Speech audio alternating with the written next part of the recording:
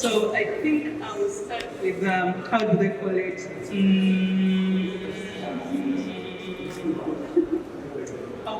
How do they call it? Like when they put a warning sign? Technical Disclaimer. speech.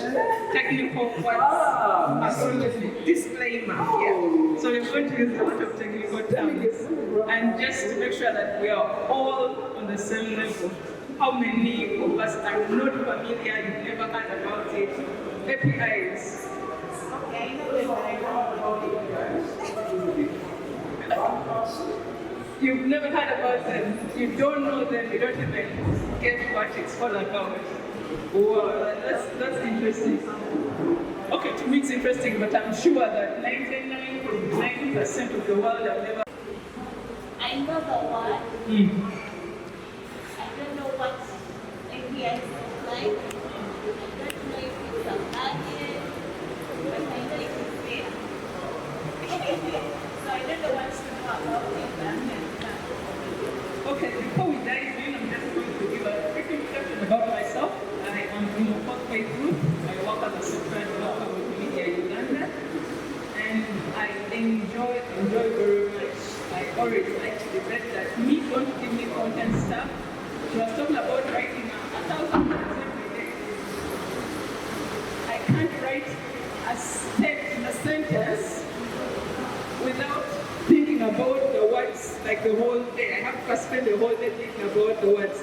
And you should just know it was difficult coming up with my own bio description for this WordPress as well, because I can't do that.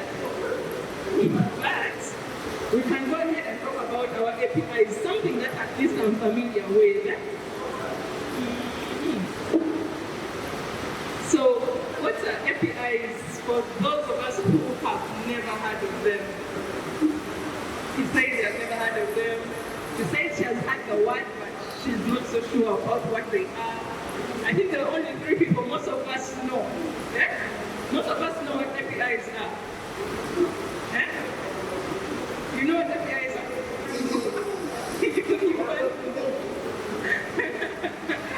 Okay, let me just ask him. He knows what APIs are. Yeah? Tell us what an API is. Don't look at my notes. I think in the layman language, it's that centralize all different apps in one single box. Okay, interesting. Let me get someone else. What are APIs?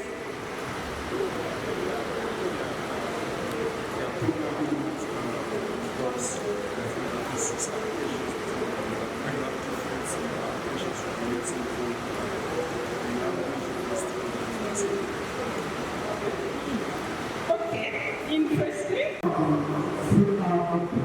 Second problem, then I think you have to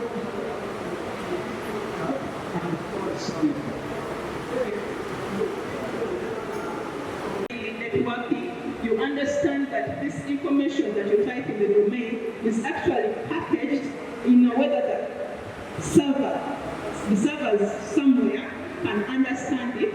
And so when you type in this domain, you're actually making a request. And I don't know what's wrong with those people. The thing is not deleting, but we do delete stuff as well. So this is one of the main requests that we make. So most times you won't find that you're interacting with any of these 4 requests every time you're on the internet.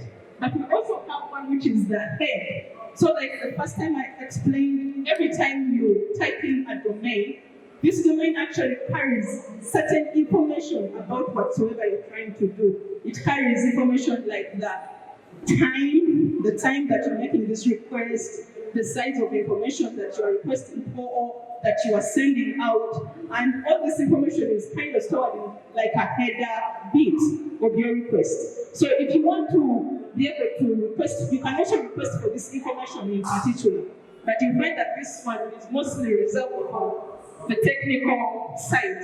So they interact with the head request, specifically request for information display. But on top of that, that, we also have codes.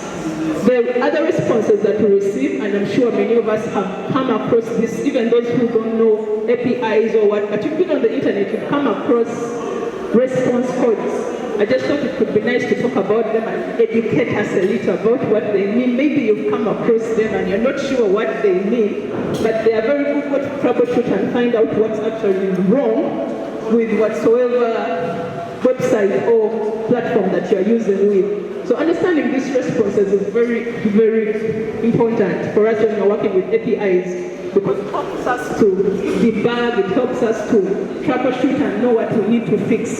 So these are the main code classes that response sends back. So the first one is the 200s. The 200s. Most of the codes, they fall within one of these coding responses, one of these classes. So it will not appear as 2xx. It may be 200 net, but it's within that range. So generally, the 200 codes mean that your response was successful.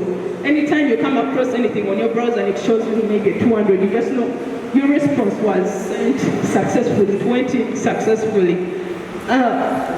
Response 3, the 300s, it means that your response was probably redirected to another browser. This may happen in instance like, let me say, a site was moved from one link to another and they are making a redirect, or they are changing it from this, you're trying to access something, but they redirected it somewhere else.